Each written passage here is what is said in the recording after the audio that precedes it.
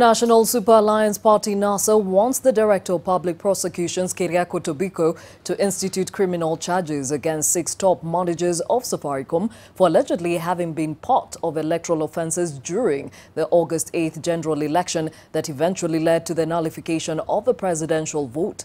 NASA is threatening to begin private prosecutions on the individuals if the DPP fails to take steps within 72 hours. Ken Mijungu with that report.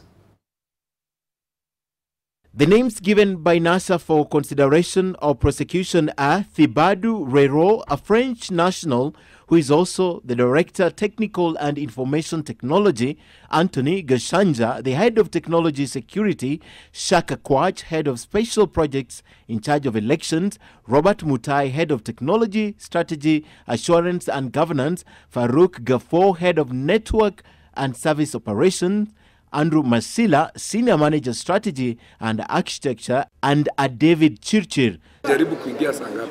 True lawyer Anthony Oloch, NASA says that unless investigations leading into criminal charges and prosecution is commenced within 72 hours, the party will institute private prosecution against the Safaricom officers.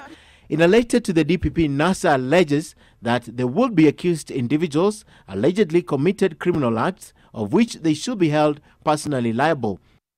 Further, NASA alleged the officials aided or abetted the commission of the offences under the Election Offences Act and breached the Constitution. The offences, the lawyer says, are said to have been committed during the existence of the contract between Safaricom and IEBC in providing safe passage for data and results from the KM's kits to a remote server based in France.